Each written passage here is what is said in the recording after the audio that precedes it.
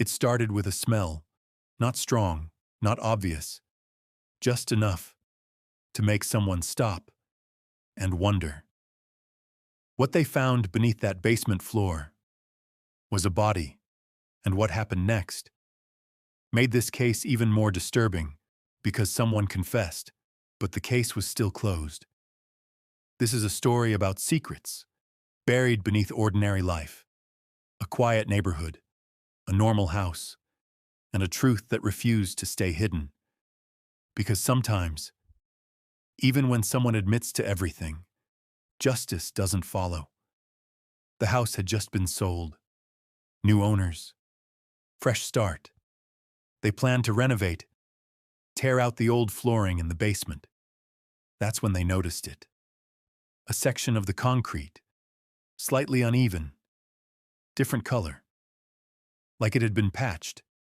At first they ignored it, but then came the smell, faint, but unmistakable. They called a contractor, and within hours, the floor was broken open. What lay beneath was not just dirt, it was a shallow grave, and inside, human remains. Police arrived immediately. The house was sealed. Forensics began their work.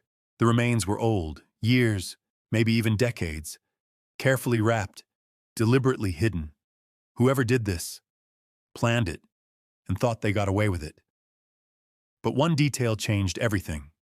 The previous owner, a man who had lived there alone for over 15 years, quiet, kept to himself, no criminal record, no suspicion. Until now. When police brought him in for questioning, something unexpected happened. He didn't deny it. He didn't ask for a lawyer. He didn't hesitate. He confessed. Just like that. Calm, cold, almost relieved. He told them everything. How it happened. Why it happened. How he buried the body beneath the basement floor. He even described details. Only the killer could know. It should have been an open and shut case. A confession. A body. A clear story. But then, everything changed. Despite the confession, the case didn't move forward. No charges, no trial, nothing. Because there was one problem. A problem no one saw coming. The timeline didn't match. According to official records, the victim had been declared missing before the man even moved into the house, years before. Meaning, he couldn't have done it. At least, not the way he described. So why confess? Why admit to something that didn't make sense? Investigators dug deeper, but every lead only made things more confusing. Some believed he was lying, a false confession. Maybe he wanted attention. Maybe guilt from something else was eating him alive. Others thought something darker, that he wasn't working alone, that someone else was involved, and he was protecting them. Or worse, that the house had a history no one fully understood. Multiple owners, missing records, unexplained gaps. What if this wasn't the first time something had been buried there? To this day, the identity of the victim remains uncertain. The confession remains on record, but legally, it means nothing. No one was convicted. No one was charged. And the man who confessed? He walked free, living his life as if nothing ever happened. A body beneath a basement floor. A confession without justice. A mystery with no ending.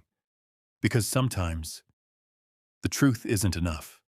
And sometimes, the most disturbing part of a story is knowing it could happen again. If this story gave you chills, make sure you subscribe. Because the next mystery might be even darker. And trust me, you won't see it coming. The case should have ended there. A body, a confession, and a mystery no one could explain. But weeks later, investigators made a discovery that changed everything. Because the basement wasn't the only place hiding secrets. After the case went cold, one detective couldn't let it go. Something about the confession felt wrong, too perfect, too detailed, almost like he had practiced it. So the detective went back to the evidence, photos, reports, measurements, and then he noticed it. Something small, something everyone else had missed. The depth of the grave. It didn't match the suspect's story, not even close. That single inconsistency was enough. They returned to the house, this time with ground-penetrating equipment, scanning beneath the floors, the walls, even outside the property. At first, nothing. Then suddenly, an anomaly.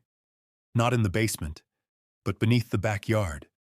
Right near the fence line, they started digging, slowly, carefully.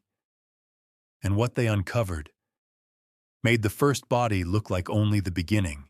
Another set of remains, older, much older, buried deeper, hidden better. This wasn't rushed. This wasn't panic. This was planned. And suddenly, the timeline made sense, because this body matched the missing person report from years before. The one that didn't fit, which meant only one thing. The man who confessed might not have been lying after all. They brought him back in. This time, they didn't tell him about the second body. They just asked one question. "Is there anything else you want to tell us?" He smiled. Not nervously, not confused, but like someone who had been waiting. Then he said something that froze the room. "I was wondering when you'd find the other one." What came next? No one expected. He changed his story. Completely. He admitted the first confession wasn't entirely true. Not because he didn't do it, but because he didn't do it alone. There was someone else.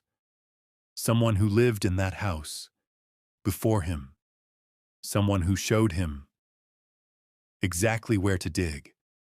Exactly how to hide everything. Someone who told him, "This house keeps secrets, if you feed it." At first, investigators thought it was a lie, a desperate attempt to shift blame, until they checked the records and realized something chilling.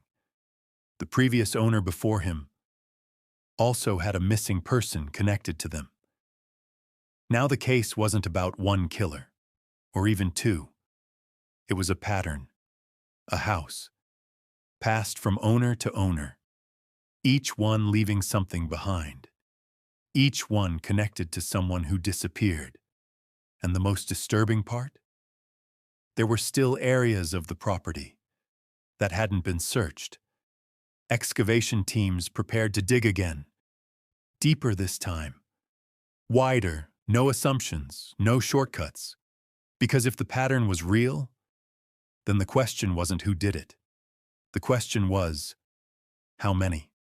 A house with a history, a confession that led to more questions, and a truth still buried, because sometimes the scariest thing isn't what you find.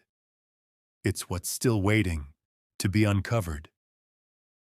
Subscribe if you want part 3, because what they uncover next should have never been found. They thought they were digging up evidence, but what they uncovered instead was something no one could explain. Because the deeper they went, the less this felt like a crime scene, and more like something waiting to be fed. The entire property was cleared. No more assumptions, no more limits. Every inch of land was scanned.